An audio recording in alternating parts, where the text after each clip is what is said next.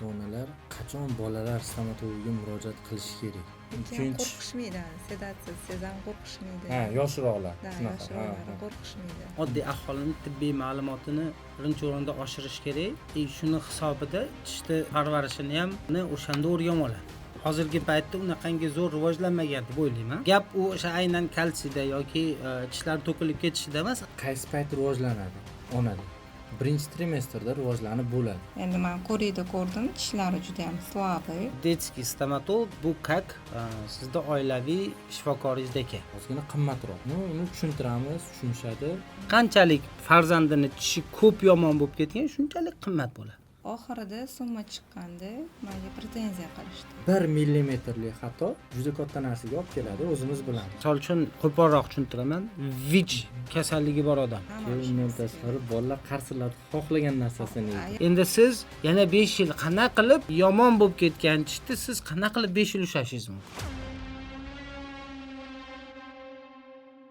Mana birinchi o'rinda keladigan bo'lsak, ota-onalar qachon bolalar stomatologiga murojaat qilishi kerak? Birinchi o'rinda asosiy ko'ndalang turadigan masala shu bo'lishi kerak-da. Qachon murojaat qilish kerak? Ota-ona bolasini tishi uchun qilib aytganda turmushga chiqishdan oldinmi?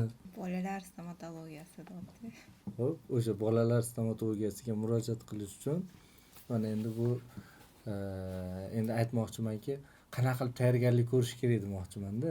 Bolalar stomatologiga murojaat qilish uchun nima u turmushga chiqadigan qiz yo boshqa bo'ladigan bo'lsa, Xudo xolasa planlashtirayotgan bo'lsa, turmush qurishda keyin dars boshqasida qaysi paytda murojaat qilish kerak? O'shandan boshlab turib murojaat qilish mumkin demoqchiman-da. To'g'ri, endi bizda o'zbeklarda bitta narsa bor. Qoramayapti-yu, yurib turaversan, dedi. Vaholanki o'tkazib ketgandan keyin bola qiynalayotganda yo tish aurulari asosan kechqurun boshlaydi. Kechqurun o'zini hurmat qiladigan stomatologiyalarda ishlamaydi kechasi. Qatga boradi, Toshmiga borishadi. O'sha joyga bitta o'qituvchimiz gapi esimga tushib ketdi. Birga o'qiganmiz, bilasiz, o'qituvchimiz. Endi men patsientlarni nazarda tutib aytyapman, qachon murojaat qilish kerak degan joyda. Misol uchun siz hozir aytyapsiz, o'sha og'rigan paytda murojaat qiladi, biz o'zbeklar deyapsiz. O'sha domlamiz gapi. Aqlli student imtihonga 3 kun oldin tayyorlanishni boshlaydi degan. Esizdami yo'qmi? Qaysidir. Aqlli studentlarda 3 kun oldin tayyorlanishni boshlaydi. Sal o'rtacharog'i 1 kun qolganda. Endi vobshe endi o'sha kunda ertalabdan boshlaydi turdida. Imtihon deb turib, o'sha kuni ertalabdan o'sha soatdan nimadirlarni o'qiydi, nimadir qiladi. Aqlli student bo'lmasa imtihon 2 oy oldin, 1 oy oldin aniqlangan bo'ladi. Yo 2 hafta oldin.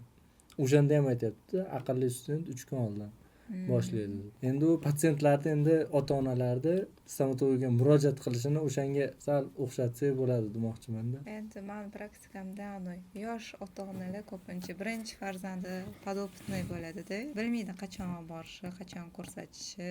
Ko'pincha opitni ota-onalar 3-chi yo 4-chi farzandida o'sha oldingi farzandlarini ko'radi-da, nima bo'lganini. O'sha bunisidan harakat qilishni boshlaydi-da. O'shaning uchun menimcha birinchi farzandlardan boshlab e'tibor qilib, hatto kuniga bir marta og'iz bo'shlig'ini tekshirib tursa ham, o'sha narsani o'zi katta gap deb o'ylayman-da. Hozirgi avlodni Z avlod deydi-yu. Bundan oldingi avlod qanaqa avlod unda? Misol uchun hozirgi turmush qurib, mana bolasi 1 yosh, 2 yosh, 3 yosh bo'lganlar, misol uchun, olib qaraydigan bo'lsangiz, ular ayrimlari ko'p aqlli-da. Zoomerlar. O'shalar aqlli-da, misol uchun endi bir ikkita keladi-da unaqalar. Hali beri endi mana tish chiqqaniga 1-2 oy bo'lgan, 3 oy, 4 oy bo'lgan. Nima qilay doktor deb kelyapti-da. Ko'p kelyapti biz oldimizga, men oldimga keldi-da. Ikkinchi qo'rqishmaydi, sedatsiz ham qo'rqishmaydi. Yoshroqlar, shunaqa. Yoshroqlar qo'rqishmaydi. Qo'rqishmaydi, to'g'ri. Bo'ladi. Yurak katta. Yengilroq qarashadimi yoki biz endi millenium hisoblanamiz. Biz paytda narkozsiz bar qo'rqinchli, 2-3 kunlab yotgan, og'irlashib qolgan, xullas kritiskiy sostoyanga kelib qolgan patsientlar narkoz oladi degan gap biz paytda bo'lganda, hatto ota-onamiz olgan bo'ladi yo qarindoshlarimiz olgan bo'ladi. Yoki o'zimiz olgan bo'lgan bo'lamiz. Yoki ko'rgani borardi, ular больницада yotishardi. Narkoz masalan qo'rqinchli bo'lib qolganda. Hozirgi aytganingizdek, o'shani zoomerlar deymiz ammo ular akkuratniy paytda ko'rishgan deb o'ylayman. Ya'ni bizda paytda bardak paytlar emasdi. Hozirgi savolimiz ota-ona, misol uchun farzandi uchun qachon murojaat qilish kerak stomatologga? O'sha ko'ndalang savolimiz dedik-ku, birinchi o'rindagi. Endi shaxsan meni fikrim, tibbiy oddiy aholining tibbiy ma'lumotini birinchi o'rinda oshirish kerak. Shuni hisobida tishni parvarishini ham yo'l yo'rig'ini o'shanda o'rganib oladi. Hozirgi paytda unaqangi zo'r rivojlanmagan deb o'ylayman. Endi tishni parvarishiga keladigan bo'lsak, u parvarish обязательно tish chiqqan paytida bo'lishi. O'zi aslida mana bizada endi meditsina bo'yicha ketyapti-ku, даже o'sha homiladorlikka tayyorgarlik ham bo'lishi kerak-da. Bu siz aytmoqchi bo'lgan narsa, men tushunishim bo'yicha bo'lgan narsa, homiladorlikka tayyorgarlik qanaqa bo'ladi? Ko'pchilik ota-onalarda noto'g'ri tushuncha bo'lib qolgan. Shaxsan men o'zimni bemorlarim kelganda shunaqa tushuntiraman. Qanaqa bo'ladi? Homilador ayol homilador bo'lgandan keyin bo'ldi, meni tishlarim to'kilib ketadi deb o'ylaydi. Kalsiyim kam bo'lib ketgan deb o'ylaydi. Gap u o'sha aynan kalsiyda yoki tishlar to'kilib ketishida emas, aslida o'sha ota-onaga men tushuntiramanki, homiladorlik o'sha birinchi trimestrasida, ya'ni birinchi oyida, birinchi 3 oyligida homilaning shakllanishi vujudga keladi-da, shakllanib u organizmga как будто o'sha yot modda deb qo'shiladi. Birinchi organizmga ikkinchi organizm qo'shiladi. Ana o'sha qo'shilgan paytda organizm o'zini tabiiy immuniteti bor. Любой narsani har qanaqa, misol zirabcha kirib qolsa ham, zirabchani chiqarib yuborishga harakat qiladi. Chunki yot modda. Homilani ham xuddi shunaqa yot modda sifatida chiqarib yuborishi mumkin. Harakat qiladi. Harakat qiladi. Xudoning qudrati bilan qarangda shunaqangi nima qilib tuzilgan, odamning miyasi shunaqa tuzilgan, homiladorlik paytida o'sha maxsus gormonlar, maxsus o'sha o'zgarishlar bo'lganning hisobiga immuniteti tushadi. Tabiiy holatda immunitetni tushiradi. Endi tish bilan bog'liq joyi qayerda? Tishi tez yomon bo'lib ketishini ahamiyati qayerda? Bu o'sha homiladorlik bo'lgan paytida ayollarni immuniteti tushganning hisobiga og'iz bo'shlig'idagi bor achaklar o'zini faoliyatini yanada kuchaytiradi, mikroblarni kuchaytiradi. Natijada o'sha 1 yilda, 1,5 yilda hosil bo'layotgan ko'veylar 1 oyda ham o'sha hosil bo'lishi mumkin. Bu birinchi o'rinda bolani tishini hosil bo'lishida bo'layotgan ahamiyati nimada? Ayni o'sha vaqtida ota-ona ko'p virusli, ko'p infeksion kasalliklarga moyil bo'lib qoladi. Bu joyini e'tiborga olish kerak. O'zi aslida tish parvarishini o'zidan boshlash kerak homilador ayol demoqchiman. Keyin undan tashqari mana qarang. O'zi sut tishlarimiz qaysi payt rivojlanadi onada? Birinchi trimestrda rivojlanib bo'ladi. Sut tishlarimiz voy deydi 6 oyligidan yoki tug'ilgandan boshlab kalsiy ichkizmoqchiman deydi. Qaysi kalsiyni tavsiya qilasiz? Yana boshqa savollar berishni boshlaydi. Tug'ilgan bolada tishi yaxshi chiqish uchun, chunki kattamda mana shunaqa muammo bo'lgan, buniki yaxshi bo'lsin. Endi hozir ham kech qoldingiz deb aytaman-da endi ayrimlarga. Nimaga? Chunki молочный tishlarimiz birinchi trimestrda rivojlanadi. Misol uchun emali, dentini rivojlanib bo'lgan bo'ladi. O'shaning uchun baribir kech qoldingiz deyman.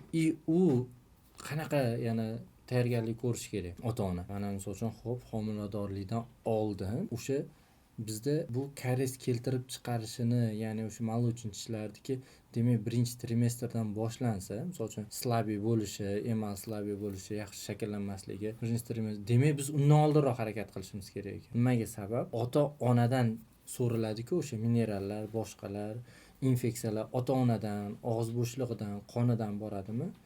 O'shaning uchun demak homiladorlik bo'lishdan oldin oshqozon ichak sistemasini, ya'ni so'rilish boshqa unisini tekshirtirish kerak. Endi 100% endi qiladi deb aytmayman, lekin o'sha narsani qilish kerak.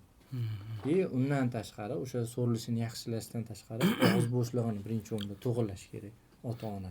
Undan keyin mana o'sha homiladorlik vaqtidagi birinchi trimestrda rivojlanishi bitta faktori ketadi. Chunki men sabablarni qildim-ku deydi. Birinchi misol uchun o'sha mutaxassislar aytgan, og'iz bo'shlig'i hammasining gigiyenasi-yu, plomba, kovagu, optashiyonchilar, hammasi joy-joyida qilindi. Oshqozon ichak sistemasi ular to'g'irlandi. Hammasini ko'rib chiqib turib, keyin undan keyin mana shu birinchi trimestrda rivojlanishi boshqasi, unda o'shalarda zo'r bo'ladi-da. Chunki minerallar so'rilgan bo'ladi, o'sha emal rivojlanishi uchun, dentin rivojlanishi uchun, mustahkam bo'lishi uchun. O'zi agar esinglarda bo'lsa, o'sha gistologiyada o'tganimizda 7-8 haftasida o'zi shakllanadi deyishgan. Bu degani agar olib qarasak, даже men aytaman shunaqa, даже ota-ona, o'sha onani o'zi bilmaydi homiladorligini, ba'zi ota-onalar. O'zini homiladorligini bilmagan holatda o'zi shakllanishni boshlagan bo'ladi, tishimizning kurtaklari.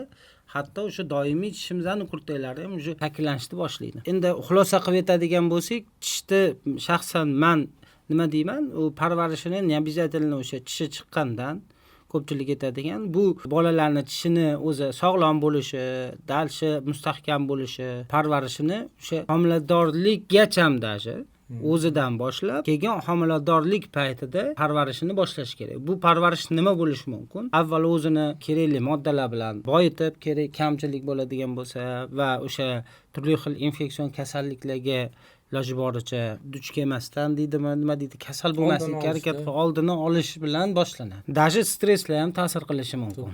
Antibiotiklar ta'sir qilishi mumkin.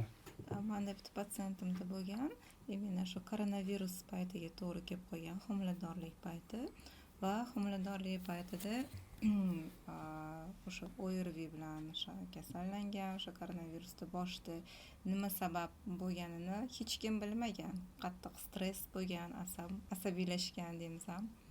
Xullas, shu momentda ko'p og'riq qoldiruvchi dorilar ichgan ekan. Chunki hamma yog'im og'rigan, sababini bila olmaganman, только обезболивающий ichganman degan.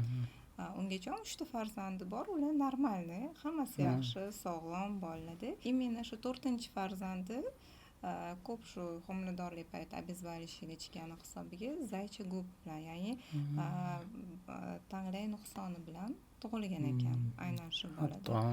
Keyin o'sha bola tug'ilgandan keyin 2 oylikda operatsiya bo'lgan ekan. O'sha tanglayni yopish bo'yicha operatsiyasi, keyin yana 3 yoshligida labini operatsiya qilishgan ekan.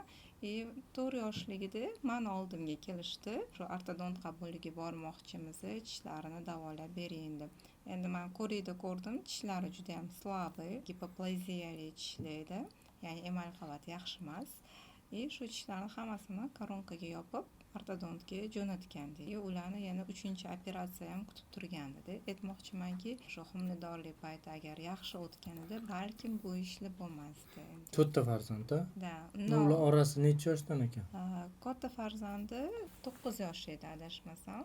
Ular orasi yaxshi. Kam emasdan, muddatdan. Kam emasda. Oldingilari qanaqasi? Oldingilari juda yaxshi. Faqat shu farzandim bilan muammoda. Endi oxirgi farzand yetmay qoldimkin deyapman-da o'sha. Hozir zaychi guplar juda ko'payib ketganda, именно shu koronavirus ham ta'siri bo'lgan menimcha. Zaychi gup, nevrologический kasalliklar, men ahamiyat beryapman, iloji boricha harakat qilyapman oxirgi paytda ota-ona bilan gaplashishga. Nima uchun, qayerda oldingi farzandingiz qanaqa, nimadan deb o'ylaysiz sababini deb. Hop, savolga qaytamiz. Savolimiz o'sha keldik, o'sha tug'ilish paytiga. Tug'ildi ham deylik. Tug'ilgandan keyin hop qanaqangi parvarish qilish kerak? Nima qilishimiz kerak bo'ladi farzandlarimiz uchun? Tishi yaxshi chiqishi uchun. Tug'ilib bo'ldi o'sha. Tishi hali chiqmagan. Misol uchun aytaylik, 1 oylik bolasi. Men просто tish parvarishiga kelganda, birinchi tishlar chiqqandan keyin хотя бы пальчиковые anaqalar bor. Zubna shotchkalar bor. Хотя бы shu пальчиковые zubna shotchkalar bilan shu birinchi chiqqan tishlarni ham tozalab turish kerak deb o'ylayman. Shu ustidagi nalotlari ketadi, boshqasi ketadi. Endi chista ota-onalarga tavsiyamda. Birinchi tishlari chiqqandan keyin tozalashni boshlash kerak. Iloji boricha ratsiondan o'sha kechqurun uxlashdan oldin so'k, shirinliklar, shirin choy, bir xil aytadi, kechqurun ham turib o'sha so'kini ichib oladi, ichishadi-da. Shularga e'tibor qilishligini so'radim. Uni sababi nima bilasizmi? Nima? Ko'pincha o'sha so'k ichib yo shirin choy ichib, endi o'zimizdan kelib chiqib turgan aytaman-da. Sutdan chiqargandan keyin nimagadir o'tadi-da. Yo shirin choyga yo so'kka o'tar ekanda bolalar. O'zim farzandimda shunaqa bo'lgani uchun keyin o'ylab qoldim. Ha, dedim. Demak, ko'p bolalar kechqurun so'k ichib yotishi. Mana misol uchun o'sha farzandim ham kechqurun 2 dan bitta turardi, so'k derdi. Bo'ldi, ildiq emas. Biz shuni so'kni beramiz, yaxshi uxlash uchun. Beramiz, ichadi, uxlaydi. Endi o'sha almashinuvda xo'p mayli, oz-moz, endi ko'p emas. ozmoz deganimizda 1 oydir, 15 kundir. Sekin qanaqadir suvga o'tkazib yuborish kerak uni. Oddiy suvga. suvga o'tkazib yuborish kerak. Suvga o'tkazib yuborishga ko'pchilikka shuni tavsiya beraman. Keyin yana bitta narsa bor. Endi u soha ham bizga qaraydi. Chillaq qavat sohasi. Aytmoqchimanki, u ham qanaqadir parvarishga kiradimi, yo'qmi? Misol uchun, biz endi eski Toshkentda ishlaganmiz, eski Toshkentga даже o'sha hali chillasidan chiqmagan 2 oylik, 3 oylik o'zi plus olib kelishadi. Молочница, stomatit, yana boshqa kasalliklar bilan. Bu narsalarga nima deysalar? Parvarishga qanaqangi parvarish qilish kerak? Bolani qachon stomatolog qabuliga olib kelish kerak? Bolalar stomatologiyasiga o'zi umuman mutaxassisga olib kelish shart emas, og'riganda yoki tish chiqishi, baribir konsultatsiya uchun, o'sha qaysidir kasalliklarni oldini olish uchun olib borib prosta ko'rsatib turgani ham ma'qul. Chunki bu men odatda aytaman bemorlarga, bo'ldi mana sizda ola bo'ldik, tishingiz qolmadi, bo'ldi, shu bilan yo'qib ketish kerak emas. Detskiy stomatolog bu как sizda oilaviy shifokoringizdek. Bir haftada bir xolasangiz har kuni olib keling. Qancha tez olib kelsangiz, shuncha ishingiz tez bitadi. Prosta ko'rib, prosta ketkazib yuborishimiz mumkin. Xuddi shunaqa ne обязательно tishi chiqishi, oddiy maslahat uchun ham ko'rikka olib kelib tursa bo'ladi. Keyin ko'p ota-onalar hozir mana sedatsiya boshqa bo'lyapti, davolayapmiz. Keyin ko'p joyda, misol uchun hozir detskiyni ko'radi. Qo'pol qilib aytganda arzonchi protsedura emas demoqchiman-da. Detskiy priom, oddiy priom ham sedatsiyada ham ozgina qimmatroq. Uni tushuntiramiz, tushunishadi. Lekin nima sabab endi? Misol uchun o'sha qimmatligiga, misol uchun sabab ko'rsatadigan bo'lsa-da, bizda o'zi qimmatmi yoki qimmat tuyuladimi yoki rostdan ham shunaqa holatdan. Endi muolaja o'z-o'zidan chiqib kelmaydi. Misol uchun shaxsan menda fiksirованный narx o'zgarishi mumkin. Qaysidir o'sha kvartallarida oldindan e'lon beriladi. Misol uchun bemorlarimga. Narx o'z-o'zidan kelib chiqmaydi. Narx ishlatilayotgan narsalar, qilinayotgan narsalar. Undan tashqari, agar uni dona-dona hisoblasangiz, odatiy ota-onaga bilinmaydigan summa chiqadi. Ha. Endi aynan sedatsiya qimmat ekan deyshadi ko'pchilik. Yo'q, sedatsiyaning qimmatligi bu o'zligida. Qanchalik farzandini tishi ko'p yomon bo'lib ketgan, shunchalik qimmat bo'ladi. Qanchalik kam yaxshi bo'ladi, misol uchun bitta, ikkita tishi, 3ta, 4ta tishida shunchalik arzonga aylanadi. Gap shunda. Endi men bitta narsani aytaman-da, ko'p ota-onalarga. Gaplashamiz, ko'p priomimizga kelgan o'shalar bilan gaplashib aytaman. Nimaga buncha qimmat? Yoki shuncha qo'yasizmi? Plombez shuncha turadimi? Misol uchun shuncha qimmat turadimi? Bir dona qo'yayotgan plombez deydi. Mani qo'yayotgan plombam ahamiyati yo'q, qancha turishi deb aytaman-da. Men bu yerda sizga faqat xizmatimni sotyapman deyman. Bunisi ham bor, to'g'ri. To'g'risida, men shuncha yil o'qigan, yana o'qib kelayotgan, shu mehnatimni sotyapman. U plombani qanchalik summada turishi men uchun, misol uchun, juda qimmat plombani ishlatsam ham, juda arzon plombani ishlatsam ham, uni sizga ahamiyati yo'q deyman. Chunki men olib sotar emasman deyman. Men sizga xizmat ko'rsataman, men sizga xizmatimni sotyapman deb aytaman. To'g'risida. Menda ham shunaqa patsient bo'ldi. Sedatsiyaga olib kelishdi. Hamma yo'g'ini tushuntirdim. Xo'p deyishdi-da. Oxirida summa chiqqanda menga pretenziya qilishdi. Shu guruchdek qo'ygan plombez shuncha narx turadimi deb aytishdi. Mani bitta tanishim stomatolog dedi. Akam stomatolog dedim, faqat детский ko'rmas ekan, sedatsiyada davololmas ekan dedi. O'shanda akam aytdi, bu plombalar стоимости jihatdan narxga не соответствует, to'g'ri kelmaydi. Guruchdek keladigan plombezni menga shuncha narxga baholayotgan ekansiz dedi. Keyin o'sha odam yarim pulini to'latdi, yarimini 2 haftadan keyin to'layman deb, shu bilan boshqa kelmadi. Telefon qilsa ko'tarmadi ham, cho'rnaga sovurishdi, ish qilib. Shunaqa bir situatsiyaga to'g'ri. Menda ham shunaqa holat bo'lgan. Bir kun o'zimizni tanishimizda, shu bir joyda ishlaydigan odam edi. Shu odam qizlarni olib keldi-da, qizlarni ko'rib berdim. Endi o'zimizni arzonroq qilib beramiz dedik-ku. Endi shunga yarasha, misol uchun, hammaga ham deyarli bir xil ishlanadi. Ne обязательно kimdir tanish bo'lishi, boshqa qilinishi, lekin o'zingiz baribir bilasiz qanaqa ishlashingiz. O'zingizga uverin bo'lib ishlayapsizmi demak, shunga yarasha ish qilyapsiz. U qizimizda taxminan 20 tacha edi, adashmayotgan bo'lsam, 20 tacha tishini plombalashimiz kerak edi-da.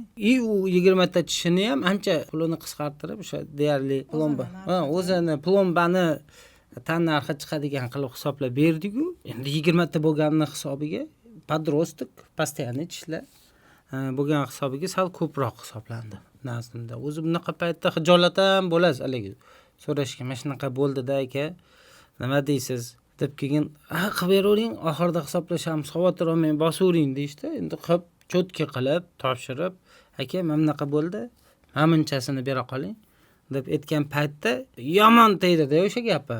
Xuddi siz aytayotgandek, siz bunday qilib surkab qo'ygan plombingizni shuncha hisoblab berasiz menga deydilar. Keyin dedim, aka dedim, u просто tak bunaqa surkab qo'yilmagani, endi baribir tushuntirganimda foydasi yo'q dedim. Mayli o'zingiz bilib beravering dedimda, u men aytgan summani даже 5 dan 1 qismini ham aytmadilar-da, men shuni beraman dedilar. Keyin unda aka men roziman dedim. Xuddi shunaqa. Men roziman, shu narsa ham qolaversin. Men roziman qilgan mehnatimga deb aytdim endi. Lekin shunaqalarda bilasizmi, nimadir bo'lib biz duo qilmaymiz, boshqa qilmaymiz, nimadir bo'lib qaytib kelib qoladi-da. Shunaqa bo'ladi. Qaytib kelgan hamda qizig'i. Yo'q, o'shada qaytib kelib qoladi. Qaytib kelib qoladi-da. Haligi uni eslatmaysiz u bemorga. O'zi miyasidan o'tadi, haligi odam keyin gapiradi ham sizga, o'shanda anaqa qilibsiz bu deydi. Ha deyman, ayrim paytda xuddi esimga tushmagandek nima qilib turaman. Ha, shuna bo'ladi shekilli deb qo'yaman. 100% birga bir esimda, chunki bizda qanchalik iz qoldiradi. Biz u bolasi bilan qanchalik misol uchun asabiylashib, qancha narsada stressda, boshqada ishlaymiz-da. Endi hali bolani ishlayotganimizda qo'limizdagi instrument 350 ming оборот. Bolani ehtiyot qilishimiz kerak. Bolalarni davolashda 1 millimetrlik xato juda katta narsaga olib keladi, o'zimiz bilamiz. 1 millimetrlik. Misol uchun agar sal chuqur kirsak, o'sha nerv ochiladi, qo'shimcha misol uchun nervni olish kerak bo'ladi. Agar sal kam tozalab qo'ysak, unda keyingi вторичный karies keltirib chiqaradi. Mayda, bola kattaligiga o'xshab tinch o'tirmaydi. Постоянно anaqa qilib o'tiradi. Yo labini, yo tilini, yo qatiqlarini kesib olish mumkin-da. Men o'zimning praktikamda bo'lgan, labini prям oldini bundoq kesib olgan. Prям bolam bundoq qilib o'girgan, резкий движение qilganda, mashitini kesib olgan, tilib olgan. Keyin o'yladi, yaxshi bo'lib ketadi dedim, lekin o'sha joy chandiq bo'lib qoldi-da. Imенно mana shu joy. O'shandan keyin bu men uchun qanaqadir saboq bo'ldi. Agar bola tinch o'tirmaydigan bo'lsa, men ota-onasiga aytaman. Hozir mana qo'limda o'tkir narsa turibdi, o'sha burchik ko'rsataman-da, almazniy burchik. Yo tilini, yo labini kesib olishim mumkin. Mana shunaqa holatlardan qochish uchun kelinglar, uxlatib davolay qolamiz deb aytaman. Bir xil bola umuman o'tirib bermaydi. Baqir-chaqir qilib tashadi. Agar prям davolaydigan ishlar ayniqsa ko'p bo'lsa, aytaman, kelinglar, mana shunaqa variantni qo'llay qolamiz deb aytaman-da. Haqiqatan bolalarda bu juda qiyin narsa. Endi bola bilmaydi-da. Misol uchun mana 1,5 yoshli bola oldi tishlari endi karies bo'lib ketgan. Nima endi o'shani sabab, misol uchun sabab so'rasa-da ota-ona mana. Chunki yaqinda chiqqanda tish. Xo'p, 1,5 yoshga bormagan deylik. 1 yosh 2 oylik, 1 yosh 3 oylik, 1 yosh. Bitta sabab keltirib bo'lmaydi bu yoqda. U genetik bo'lishi mumkin, homiladorlik payti bo'lishi mumkin, vitaminlar ichmayotgan bo'lishi mumkin yoki bolani shu ovqatlanish tarzi bilan bog'liq bo'lishi mumkin. Mana kechqurun aytdik, sokli, shirin choylar ichib yotishini misol qilib aytdik-da. Yoki tegi umuman yaxshi bo'lmasligi mumkin, mana genetik deb aytdik. Aynan bitta mana bu narsa faktor desa, o'sha odamga Nobelskiy mukofot berish kerak o'zi. Shunaqa o'zi menga ham shunaqa savol berishadi. Aynan beriladigan savol qanaqa? O'zi 3 ta bolasi bo'ladi, aytadi, men kichkinasini olib keladi, 1,5 yosh. Aka mana shunaqa. Oldingi men bu akalarida normalniy. Normalniy, cho'tki, hech ham bezovta qilmagan. Bu уже 1 yoshdan o'tdi. Tishi chiqishi bilan yomon chiqib keldi deyshadi. Endi bunaqa paytda siz aytgandek faktorlar ko'p. Men qanaqa tushuntirgan bo'lardim? Tish yomon bo'lib ketyaptimi? Bu menda ham yomon emas, oyisida ham yomon emas deydi-da. Endi unaqa paytda siz gendan yo bir narsa deb unga faktik o'sha ota-onaga aytishingiz kerak-da. Aytmagunizcha sizdan so'ra qanaqasiga. Kimdir aybdor topish kerak. Topish kerak bo'ladi-da. Shuni bolasi emasmi? Keyin bu yerda men nimani aytaman? Boyginda genda o'zi shunaqangi narsa bo'ladiki, moyillik degan narsa bor-da, kariesga moyillik degan narsa bor. Lekin bu narsa bolaga o'tdi, например, lekin u bolani tishlari yaxshi dalsha davom etib ketishi mumkin. Kariesga moyilligi bo'lib turib ham. Bu narsa sizni qiladigan xo'tingizga bog'liq, bolani kun tartibiga bog'liq, yeyotgan, ichayotgan narsasiga bog'liq, chaynashiga bog'liq deb aytaman. Qanaqa qilib? misol qilib boshqa narsa bilan solishtirsak, misol uchun qo'polroq tushuntiraman. VICH kasalligi bor odam, VICH virusi bor odam, misol uchun oxirgi stadiya SPIDga yetib borishi uchun qanchadir yo'lni bosib o'tish kerak-da. VICH kasalligi bor odamlar yashaveradi. Nimaga? Aynan qanaqadir kasallikka duch kelmasa, u odam immunitetida muammo bo'lmaydi. Yashaveradi odatiy odamdek. Ular o'zini shuna qilib ehtiyot qiladi kasalliklardan. Xuddi shunaqa karisga moyilligi bo'lishi mumkin. Karisga moyilligi bo'lishi mumkin. Lekin siz o'sha tishini saqlaydigan bo'lsangiz, u karis bo'lmay yuraveradi. Misol uchun koreyaliklarni olaylik yoki boshqa chet el Yevropa davlatlarini olsak, shu kun tartibiga standartiga kirib olganda tish yuvishlar. Ularda nimaga ulada yo'qmi ularning genida? Misol uchun o'sha karisga moyillik geni yo'qmi? Shunaqa deb beradigan bo'lsa, ularda ham bor. Faqat ular o'sha kun tartibi bu muammoning yechimini уже ancha oldin hal qilib chiqarib tashlashgan bunaqangi muammolarni. Bundan tashqari mana genetik moyillik dedi-ku. Genetik moyillik, undan tashqari genetik rezistentlik bor-da. Endi o'sha karisga rezistentlik, ya'ni qarshilik, o'sha karis bo'lmasini oldini oladi. Omillar ham bor-da. Nima uchun mana har xil ota-onalar gapi, qo'shnim bolasi deydi, yo qishloqqa bordim deydi. O'sha kimdir bolasi deydi, tishini umuman yuvmaydi deydi. Lekin oppoqda deydi, bitta karis yo'q-da deb qo'yadi. Nimaga bunaqa deydi? Endi ular deyman qattiq narsa yeb yurgan bo'lishi mumkin deb aytaman yoki genetik mana shunaqa mustahkam bo'lishi mumkin. Keyin dunyo bo'yicha deyman 1% odamlarda Streptococcus mutans degan endi bakteriya bor deyman. Dunyo bo'yicha 1% odamda bor. O'shalarda misol uchun karis bo'lmaydi. Karis rezistentlik yuqori bo'ladi deb aytaman. Endi bitta oldin bir o'qigandik, o'sha bakteriyani yaxshiroq esimda qolgan. Men bitta narsani kuzatdim-da. Bolalar bor, tishni g'ichillatadigan bolalar bor. Bolalar bor, doim tonus turadigan bolalar bor, nervinni. Bolalar bor, o'sha DTSP bemorlar. Doimiy juda kuchli tonus turadiganlar. Bolalar bor, erkatoy bolalar. Bolalar bor, ota-ona unaqangi e'tibor bermaydigan bolalar. Hammasi baribir sizda ham, meni ham qabulimga keladi bunaqa bemorlar. Shunaqa agar lecheniyaga e'tibor bersangiz, o'shani tishlari o'sha qancha tonus, qancha qayshish, tishlarda bir-biriga zichlik, tishlov kuchli bo'lsa, o'shalarni tishi bo'la yaxshiroq. Karis bo'lsa ham, karisi qaysidir chegaragacha chuqurlashmagan. Tozalaganingizda dashi bor bilan emal qismini olib tashlashingiz ham qiyin bo'ladi. Yupqa qalin bo'lib qattiq turgan bo'ladi. Qattiq bo'lib qolgan bo'ladi. O'sha karis bo'lgan yuzi ham. Endi haligi boyagi ikkinchi guruh bolalarlik erkatoy, hammasi ot buvisini, bobosini erkatoy bo'lgan bolalar, ularda ham karis. Bir xil stadiyada kelishadi, misol uchun. Buniki o'sha tonusi balandlarda qattiqroq, tonusi pastlarda tishlari juda mo'rt bo'ladi. Endi men bu fikringizga qo'shilmayman. Mani o'zimning praktikamda fizический состоянияsi ham katta rol o'ynaydi. Misol uchun bolalar uncha-munchaga kasal bo'lmaydigan bolalarda karisi ham praktически bo'lmaydi.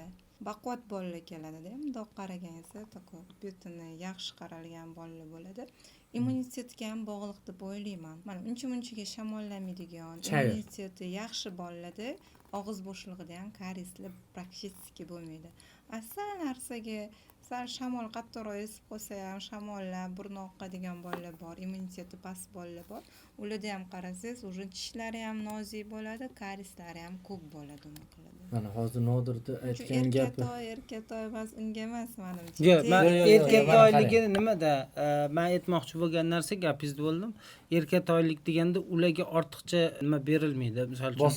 Bosim berilmaydi. Shirinlik bo'ldi, всё. Hot-dog, всё. Har doim narsa yeb yuradi. Mana kecha men o'zim videoyimda ham aytdim, o'zi og'izda to'ligimizni aktivniy vaqti bo'ladi-da. Misol uchun biz oldik, kuni davomida bitta qilib yedik, bo'ldi. Qolgan dalchi yemadingiz. O'sha vaqtda 2 soat davomida og'zimizda kislotli muhit paydo bo'ladi. Siz narsa yedingiz, yemadingiz. Shuni hisobiga o'sha yerda emalimizni eroziya qiladi, o'sha prizmalarni yumshatishni boshlaydi. Bu birinchi guruh aytgan bolalarimda nima bor? Tartib bo'ladi-da. Nervinday bo'ladi. Hozir hali siz aytyapsiz-ku, shunaqangi qaysidir bolalarda o'sha ko'k Mana sal bosim bo'ladigan boshqa. Men shu karies bo'lishini bosimga bog'liq ham deb bilaman. Shunaqa. Nimaga sabab? Shunaqa demoqchiman. Nima o'sha men tushunib sintez qilib turibman-da. Nimaga sabab uni qarang. Doimiy tishlarimiz qanaqa qilib chiqib keladi? Молочный tishimiz ustida turadi. Doimiy tishimiz qanaqa qilib chiqib keladi? Chiqib kelishida o'zini fiziologik yoshiga borganda молочный tishimiz doimo o'sha vaqtgacha bosim berib turgani uchun pastdagi doimiy tishda chiqib kelishiga bu stimul beradi. Bu mana ko'p qattiq narsa yeydigan, misol uchun sabzi, yana boshqa qattiq narsa yeydigan. Ularda yaxshi bosim bo'ladi. Bosim qanaqa bosim? Endi erta qon tomir zo'r ishlaydi degani. Qon tomir zo'r ishlagandan keyin milkimiz zo'r bo'ladi. Milkning orasiga narsa kirmagandan keyin doimo qon tomir zo'r, qon yaxshi aylanib yursa, erta milklar mana bunaqa shilpillagan bo'lmasa, baquvvat bo'lsa, u degani orasiga narsa kirmaydi. O'sha siz aytgan bosim bo'ladi erta. Doimo. Keyin misol uchun nimadir kirsa ham tez oson chiqarib yuboradigan bo'ladi. O'shani hisobiga karies ham bo'lish ehtimoli juda ham kam o'shunaqa holatda deb bilaman-da. Kattalarni stomatologiyasiga mana agar qaraydigan bo'lsak, endi siz ham ishlaganmiz. Hamma ishlagan. Hozir ham ishlaymiz. Surxondaryo niman taraflardan kelishadi-da, mana deydi tishim boshi dahshat deydi. Men tishim zo'r. Hech ham doktorga bormaganmiz, lekin shu mana shu bossam og'riydigan bo'lib qoldi, sezuvchan bo'lib qoldi. O'shani paradan muzdek suvi deydi. Bitta olamanda shunda ko'tarishda ichib olaman. Hech narsa qilmaydi deydi. Immunitet haqiqatda zo'r. Og'zini ochib qaraysiz, tishlarda sterilamiz bo'ladi. Karies yo'q lekin. Karies yo'q. Tishda sterilamiz. Mustahkam. Tishda chahlasangiz, tishda anu pulpasi ham bor-ku, mencha bo'lib qolgan. Bo'rdi uchirib yuboradi, bo'rdi uchirib yubor, rostdan. Bo'ringizni bir qorayib oladi. Chaqlagan paytingizda bitta qora chiziq bo'ladi. Emalni olganingizgacha shunaqa bo'ladi. Shunaqa. Bosimni kuchi shaxsan men, balki qo'shilarsiz, qo'shilmassiz, bosim, chaynash, mushak, tonus hammasi birgalikda kariesni o'sha darajasini ancha kamaytirib tashlaydi. Endi bir internetda tarqaldi, nimaga negr bolalarni tishlari oppoq. Yo'q, men o'zim ham shunaqangi post qilganman, chunki menda fikr bor-da shunaqa. Ularda постоянно chaynov, yashash uchun kurash, shunaqa narsa. Yumshoq oziq-ovqat kam ularda. Yumshoq oziq. Karies ashaddisi bu yumshoq ovqat, pyurelar, kashalar, bunaqa shirinliklar, soklar, gazirovkalar deb o'ylayman-da. Mana men katta o'g'lim yaqinda ham anaqa qilardi, g'ichilatardi kechqurun. Qizimda yo'q unaqa narsa. Qizim 3 yosh, o'g'lim hozir 6 yosh. Lekin birinchi lecheniya qilgan tishlarim, adashmasam, shu 3-4 yoshda qilganman o'g'limni. Karies, tochka karieslar. Endi solishtiryapman. O'g'limda g'ichilatish bo'lardi, hozir yo'qib ketgan. O'sha tishlari shakllanib joylashayotgan paytida shunaqa g'ichilataverardi, kechasi ham yomon g'ichilatar. Keyin solishtirdim qizim bilan. Qizimda tishi ko'proq karies tarqalgan zonasi ko'proq. O'g'limda tochka bo'ldi vse. Bu degani o'sha haligi qilib tishlaganda ham tishda prizmalarni ham o'shanaqa zich qilib shakllantiradimi? O'sha tonusda ham o'sha doimiy chaynab yurgan odamda, bosim bo'lgan odamda prizmalar ham o'shanga mos shakllanadi. Bitta narsasi bor-da, tishlar stiraymasi kalta bo'lib qoladi-da. Yo'q, u patologический bo'lib ketadi. Men ham kuzatganman-da. Shunaqa farzandimda bunaqa tishlari prikusi nisbatan pasayganda, endi ham shunaqa g'ichirlatishi bor. Esa tishlarni ham obzor qilganimda, ani emal qavati уже оголённый turibdi-da. Lekin karies kam bo'ladi. Deyarli bo'ladi. Karieslar yo'q lekin. Lekin qizimda unaqa narsa yo'q-ku. Nima g'ichirlatishlari yo'q. Tishlari top-toza, katta chiroyli bo'lib turadi. Endi bilmadim, bitta plyus tarafi, bitta minus tarafi ham bor. Yo'q, men g'ichirlatishni aytmoqchi emasman. Bu yerda mana boshqacha qilib aytadigan bo'lsam, ko'pchiligiga misol keltiraman. Mana kickboxerlar bor, tayboxerlar bor. O'g'il bolalar yaxshi tushunadi. Oyog'ini pishiradi, tepib pishiradi. Misol uchun ikkalamizni tayboxer bilan stomatolog topga qo'yib, tunikani deylik, temirni demaylik. Tunikani qo'yib turib, bitta-bittadan tepasan desa. Bitta-bittadan tepsa kimni oyog'i og'riydi ko'proq stomatologda. Chunki anular agar renga qilib ko'rsangiz ham suyagini tepurib tepurgandan zichlashib ketgan bo'ladi-da. Ha, bizaniki po'kilashib yotibdi. Xuddi shunaqa tishda ham bo'ladi shunaqa narsa. Qancha ko'p tishlattirasiz, qancha ko'p chaynaladi, qancha nima tonus bo'ladi, o'shanda qattiq ozuqalar, mevalar, sabzavotlar. endi o'z-o'zidan bo'lmaydi-ku. O'zidan bo'lmaydi-ku. Lekin tishlar g'ijillatib yuriladimi? G'ijillatmanglar. Yana u fikrlarni avvalo hamma g'ijillatib yurmasa karis bo'lmas ekan. Noto'g'ri fikr bo'lib qolmasin deb aytib qo'yapman-da. Shoxalarga chirlatish. Yuvishni o'rniga g'ijillatib yurishmas osonroq ekan. Men deydi nosam chekaman deydi. Men deydi tishimni vafshi yuvmayman deydi. Men deydi nima tishim vafshi og'rimaydi. Lekin shu mulklar yo'q ketadi deydi. O'shanda haligi nagruzkaga chidolmayapti. mulk nagruzka chidolmayapti. Shunaqa bolalarni chaynashga xulosa qilib aytadigan bo'lsak, xulosa qilsak, bolalarni o'sha chaynashini men shaxsan juda birinchi o'ringa qo'yaman. O'sha oldi o'rinlarga qo'yaman, chaynash tiklashga. Hattoki shu yuvishdan ham ba'zida oldinga qo'yaman. Chaynashda. Mana men bu biza sedatsiyada davolab tishlarni tiklayapmiz-ku. Aytaman, bu birinchi o'rinda estetika emas, birinchi o'rinda kalisni davolash emas, birinchi o'rinda tishlarni vazifasini bajarish. Tishlarni o'sha tiklovini, balandligini, hammasini agar formasini tiklashimiz, yaxshi plomba qo'yishimiz, koronka qo'yishimiz, agar hammasini olib qarasak, o'sha vazifasini tiklash uchun. O'sha joyda men ota-onalar aytadi-ku, doktor shu koronka emas, plomba qo'yib qo'yaveraylik deydi-yu. Mana o'shanda mana misol uchun plomba qo'yib, o'sha joyda plomba ham turadi, xo'p mayli deylik. Koronka ham turadi deylik. Nima uchun biz misol uchun plomba bilan emas, koronka bilan tiklashimiz kerak bo'ladi ayrim paytda? Bola sedatsiya olyaptimi? Meni asosiy maqsadim bola bir marta sedatsiyaga yotsin, qaytib sedatsiya olmasin. O'shani do smeni zubi tishlar almashguncha yetib olsin deb aytaman imkon boricha. O'shaning uchun plomba qo'ysa 1-2 yilda usadqa berishi mumkin, yo sinib qolishi mumkin, yo tushib qolishi mumkin. U narsaga garantiya yo'q. Bar plomba baribir. Kattalarda ham xuddi shunaqa. Koronka bilan покрывать qilsak, u birinchidan tegidagi o'sha plombasi turaveradi. Ustidan biz qo'shimcha uni yana har tomonlama tishi yana qoplab qo'yamiz. Bu degani kontaktlari, chaynov yuzalari, hamma joylari biz uni saqlab qolamiz. Funksional va anatomik tiklanadi. Anatomik tiklanadi. U misol uchun bitta koronka qo'yilgandan keyin u kontaktidan ham ketmaydi, karis ham ketib qolmaydi, вторичный karisni bermaydi. Tishli tushkunicha, prishechniy ham ketmaydi. Tishli tushkunicha o'sha joyda xizmat qilib beradi. Надёжность bor-da. Misol uchun siz o'sha narsaga ishonch bilan qo'yib yubora olasizda, yo'q bu yaxshi turib beradi deb. Shuning uchun sedatsiyada men imkon qadar aytaman, imkon qadar koronkaga qoplab yuboramiz deb aytaman. Koronka misol uchun qo'yilsa, yaxshi, xo'p, yaxshi qo'yilsa. Keyin men shunaqa holatlarda kuzatganman. Endi oldin o'zimiz ham xuddi shunaqa qilib qilgandirmiz. Plomba tikilisiz-ku, to'liq tiklab bo'lmaydi-da, haligi sal qiyshiqroq bo'lib tiklanib qoladi, yana boshqa bo'lib qoladi. Malochin tishlarda, doimiy tishda demayapman, doimiy tishda maksimalni hamma tomonlari olib chiqiladi, tiklanadi. Malochin tishlarda, misol uchun to'liq formasini keltirib, anatomik shaklini keltira olmaymiz. Keltira olmay qolamiz, ayniqsa jag' tishlarimizda-da. Xo'p, unda nima hosil bo'ladi? Misol uchun hop keltirmasak.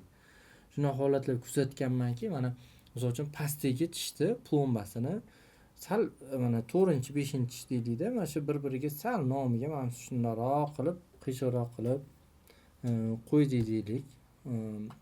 Tepadagi tish o'shanga qarab moslab bitta bug'uri mana shunaqa bo'lib osilib tushadi.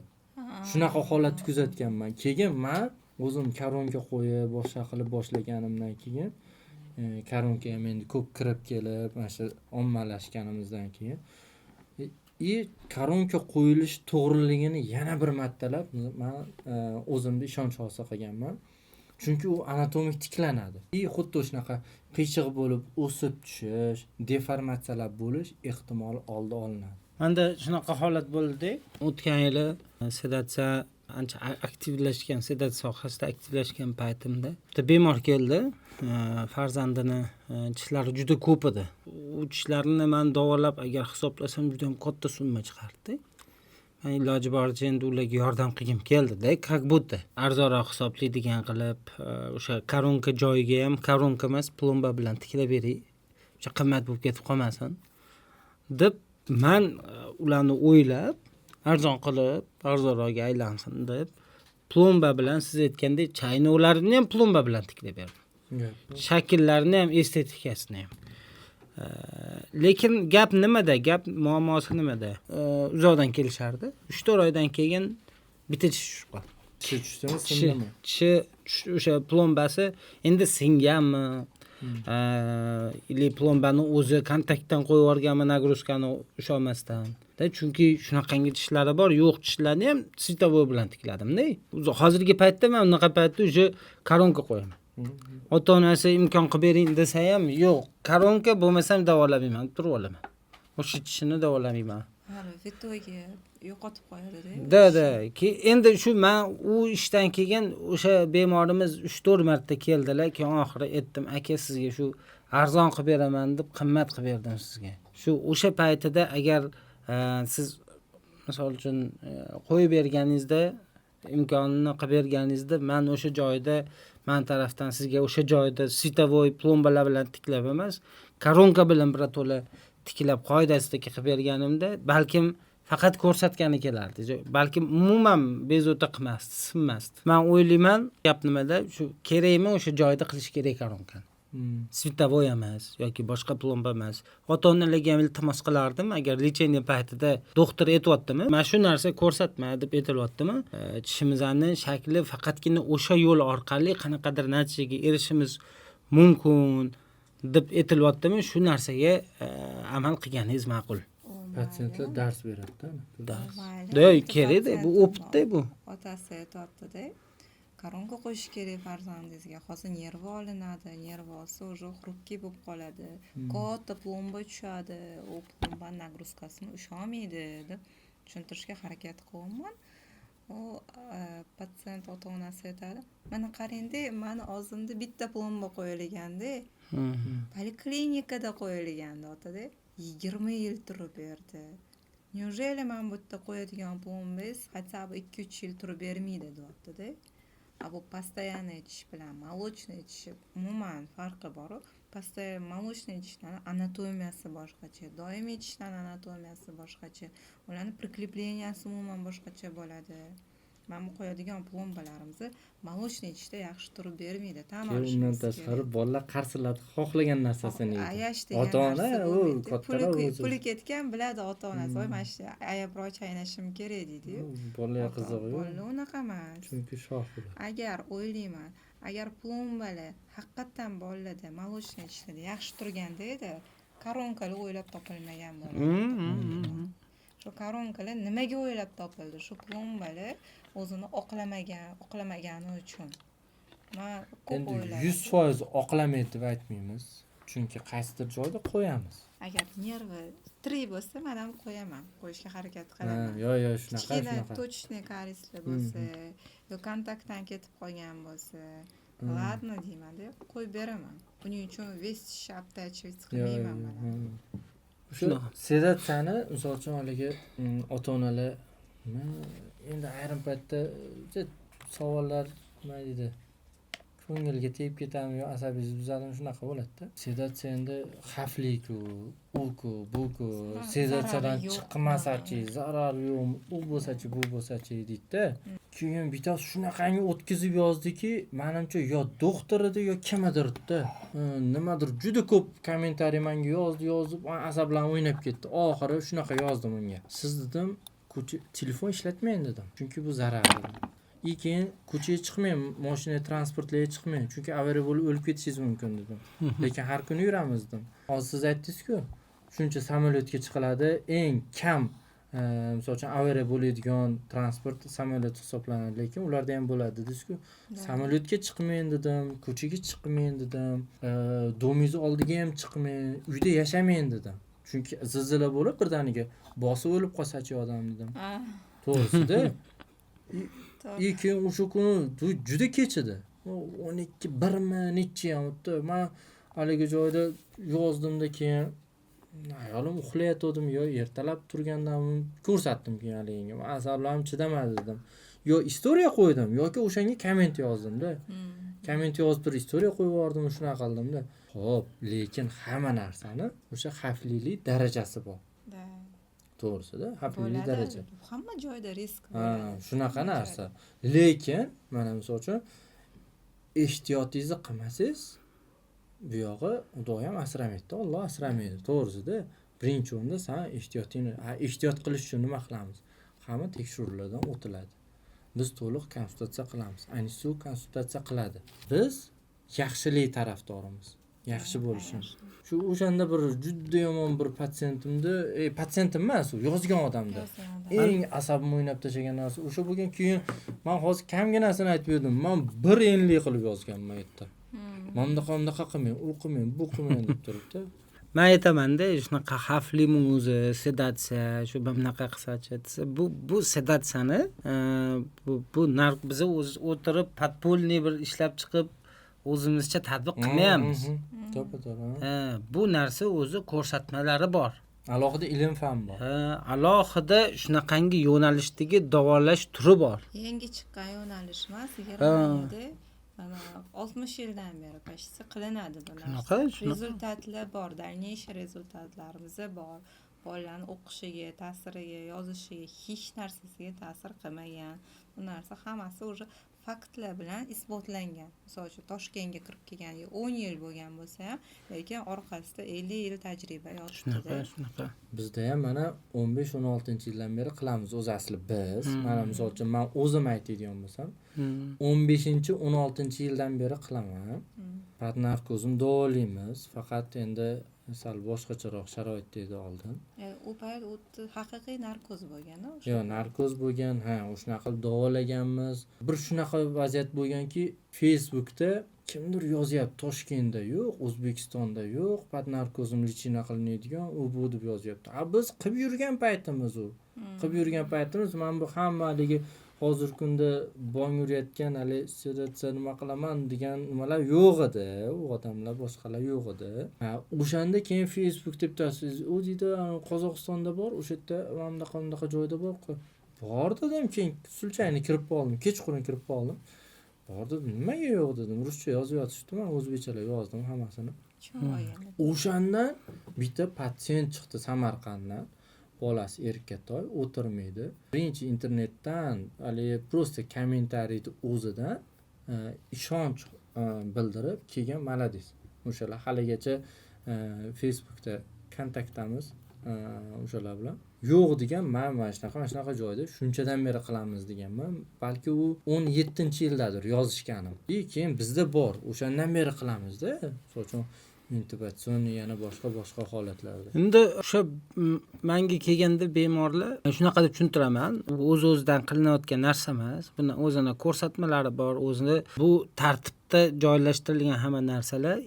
Oldin imkoniyat bo'lmagan, misol uchun. Oldin imkoniyat bo'lmagan, ushab turib ko'rganmiz. O'zimiz ham ko'rardik-ku, to'g'rimi? Shunaqa edi. Ushab turib, hozir ham vaqti kelsa, ushab turib ko'ramiz bolani. Agar ko'nmasa yoki ota-onasi boshqachasiga qildirolmaymizda, tez bo'ladigan ishlar bo'lsa, yig'lasa ham.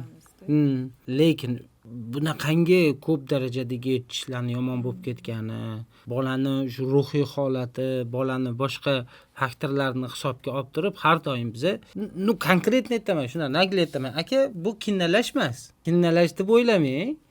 Bu kinnalash emas. Bu chista sizga kerakli bo'lganligi uchun aytaman. Xulosa o'zingizdan. Bir o'ylab ko'ring. Keyin shundan keyin gaplashamiz. Shu aylanib, o'rgilib, u odamlar borib, ko'rib, baribir keyin ba'zilar o'sha sedatsiya qildiradi, ba'zilari qildirmaydi. Endi men o'ylayman, mana ko'p tishlari yomon bo'lib ketguncha yuradi ota-onalar dedi-yu. Shu ota-onalar nima kutadi o'zi aslida? Tishlar tushishini poylaydi-da. Bola уже 5 yosh bo'lgan bo'ladi. Menga ham kelishadi. Nima qilsa bo'ladi dedim. Mundoq qarayman, davolash kerak deyman. U tushib ketadigan tishlari-ku deydi. Tushishiga baraka topkur 10 yil, 5 yil bor deyman. 10 yoshgacha turib bersa, 5 yil bor deyman. 5 yilgacha bola mana shu tishlarda asosiy chaynov tishlari-ku. Bola nimada chaynaydi, nimada yeydi. Bu narsa ota-onaga qiziqtirmaydi. Ha, mana tushib ketadigan deb o'ylashadi-da. Menga misol uchun kelishadi, gapingiz bo'ldi yana tishi yomon bo'lib ketgan 3 yoshli bola bo'ladi yo 4 yoshli bola bo'ladi. Mana tishlari yomon bo'lib ketsa shuni babalmishadi-ku, shuni amallab kutib tursak bo'lmaydimi deydi. Keyin davaychi faktiskiy gaplashamiz siz bilan. U erimayman lekin o'tiramanda mana farzandingizni tishi to'liq chiqib bo'lishi 2 yoshda. Endi chiqishni boshladi deylik 1 yoshdan. 1 yoshdan 3 yoshgacha siz 2 yilda Xudo bergan o'sha tishini eng optimalni, eng mustahkam bo'lgan, eng murakkab tuzilgan emalini siz 2 yilda yo'q qilib bo'ldingiz. Endi tasavvur qiling, eng birinchi tushadigan oldingi tepa tishlari 8-9 yoshda. 8 yoshda hisoblasak, 3 yoshdan 8 yoshgacha 5 yil bor. Endi kunga hisoblasangiz, endi 65 kunni 5 ga ko'paytiramiz. Da. Pa faktu endi siz 2 yilda yomon qilib bo'ldingiz. Endi siz yana 5 yil qana qilib yomon bo'lib ketgan zo'r sifatli bo'lgan narsani 2 yil usha olmadingiz. Yomon bo'lib ketgan tishni siz qana qilib 5 yil ushlashingiz mumkin. Tak что bu narsani davolatmasdan iloji yo'q deb shunaqa tushuntiraman. Agar tushunmasa ekan. Yo'q, menga kumushlab qolqosak bo'lmaydi. Tishi yo'q bo'lib ketganda hamma yo'llari уже передонситный bo'lib yotibdi. Kumushga bir anaqadek qarashadi boru. Volshebli bir o'zi ota-onalar nima deydi, keladi-yu, savol beraveradi-yu, ularning maqsadi sizni nima qilish emas. Endi yaxshi ota-onalar ham bor. Men aytaman-da, oxiri agar bo'lmay ketsa, o'zingiz nima javob xohlayapsiz deyman. Nima xohlayapsiz deyman. Ayting, shu menimcha siz o'zingiz xohlayotgan javobni eshitgingiz kelyapti-ki, men siz bu savolingizga javob berib bo'ldim уже deyman. Yana qaytarib so'rayapsiz deyman. Boyagi kumushga kelganda, kumushda men aytaman-da, mana tasavvur qiling deyman, 300 ta spartanец deyman. Millionta boshqa qo'shinlar deyman. Hozir 300 ta spartanец deyman. Men bitganda tashlayapsiz-da, kumushda deyapman. Millionta mikrobga siz qarshi chiqarmoqchisiz deyman. U oldin effekt bergan bo'lishi mumkin. O'shaligi bizning tishlarimiz yaxshi bo'lgan-ku, hech yomon bo'lib ketmagan degan odamlar. Hozirgi kunda men shaxsan fikrim effekt bermay qo'ygan, sababi kasallik ham ancha murakkablashib ketganda, tezlashib ketgan. Men boyagi gapni nimaga boshladim? Tushib ketadi-ku baribir dedi-yu. Sut молочный tishga seriozно qarashmaydi-da. Baribir tushib ketadi. Shunga ham pul sarflab o'tiramanmi? deb aytadi bir xil payt o'ylayman. Ben nima qilib shu kasbda yuraman, nimaga banditskiy stomatologman deyman-da. Ota-onalar настолько обесценивать qilishadi. Не только doktorlar, nimalar, ota-onalar, doktorlar o'zi ham ko'pchiligi nima qiladi? Детский стоматология, короче. Серьезно. Неважно, короче, имплантолог, implant, protez. Kumushchi endi oldin ham hozir ham bir xil ta'sir qilganda. To'g'risida men oldin ham bir foyda bergan deb bilmayman. To'g'ri. Chunki sababi qaysidir paytida kumush nima uchun ishlatiladi o'zi? Kumushni o'zi. Yo'q, kumushni vazifasi mana antibakterialniy. Oldinlar mana idishlari kumushdan bo'lgan yoki kumush yurg'izilgan bo'lgan, shunaqaroq nimalar bo'lganda idishlari. Chunki u antibakterialniy kumush o'z vazifasi. O'shaning uchun kumush oksid qilinadi. Kumush oksid parda hosil qiladi. Keyin qaysi paytida qilinishi kerak? Men boshdan oxirigacha qarshiman, misol uchun kumush qilinishi. Karis qaysi darajasida bo'lsa ham. Chunki sababi erta o'sha emal yemirildi, bo'ldi, tamom. Kumush hech qanaqasiga faqat toksitskiy ta'sir ko'rsatishi mumkin. Yolg'onchi, misol uchun aldamchi ko'rinish bo'ladi xolos. Ko'pincha karis kumushlangan tishlarni ko'rsak, qancha mana 2 yil o'tadi, 3 yil o'tadi yoki 1,5 yil, 1 yil o'tadi. Xullas haligini tagiga ko'rsangiz, ildizi yemirilib ketgan bo'ladi. Nimaga sabab? Sabab kumush toksitskiy просто nervni o'ldirib turgan bo'ladi xolos etdi. Shuni hisobiga organizm o'zidan sekin chiqarib yuborish kerak bo'ladi. Gapiramiz desak juda ham ko'p. Endi imkon qildik, iloji boricha harakat qildik erkinroq gaplashishga. aynan bitta yoki bir chuqur kirmaslikka ham yoki juda yuza ham qilmadik iloji Bizning boricha. asosiy maqsadimiz ota-onalarda og'riqli savollari, og'riqli mavzulari shulardi. Shularni olib chiqib-da, bu boshqacha qilib aytganda bizani ko'rayotgan odamlar nafaqat ota-onalar, balki mutaxassislar ham qaysidir ma'noda ko'rib, fikringlarni bemalol aytishinglar mumkin. Bemalol kommentariyada fikringlarni qoldirib ketinglar. Keyingi tuziladigan balkim podkastlarimizda u narsalarni ko'rib chiqishimiz mumkin. Balkim keyingi podkastimiz rivojlanib, Xudo xolasa zo'r bo'lib ketib qolsak, boshqa mutaxassislarni ham balki chaqirib, bitta qolipga solib ko'rishimiz mumkin. Faqat ungacha nima qilish kerak? Bizga, misol uchun, videolarimiz tagiga shu savollarni katta qilib yozib qo'yishaversin. Podpiska qilib, komment, like qo'yib, qisqasi nima o'zi hamma qo'ldan keladi bu narsa. Shu qilib qo'ysa bizani mehnatimizni birinchi o'rinda qadrlab baho bergan bo'lasizlar. Qolaversa bizani qilayotgan Xudo xolasa ishlarimizga ancha qo'llab-quvvatlagan bo'lasizlar. E'tiboringlar uchun rahmat. Ko'rishguncha.